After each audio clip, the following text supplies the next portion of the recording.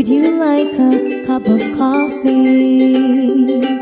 Oh yeah, over a cup of coffee.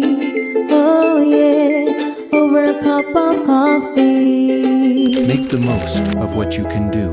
Connect the dots, and your good life is on its way. Your light shine before others. Matthew 5:16. God gives His person unique gifts, talents, and strengths, being the only one of its kind. We will be able to skillfully use and control the talents and abilities you have been given. Pagyamanin, magpakadalubhasa.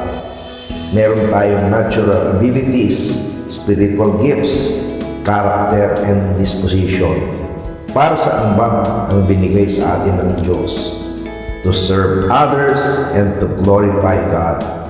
To be good steward, maging mabuting tagapangasiwa. Kung ano ang binigay ng Diyos sa atin, yan ay perfect fit para sa atin. Kaya nagkakaloko-loko ang buhay dahil hindi tama ang ginagawa natin sa ipinapagawa ng Diyos sa atin.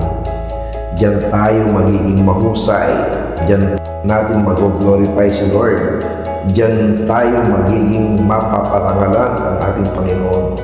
Diyan ka uhusay, diyan ka gagaling, diyan ka pagpapalain.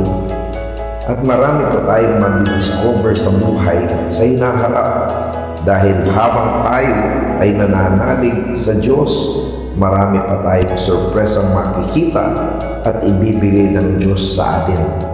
Laging tandaan, hindi pwedeng magkamali ang Diyos sa ibinigay na gift sa atin. Habang nabubuhay, di magsasawang magkakaloob ng biyaya, galing, talino at lakas ng Diyos sa atin.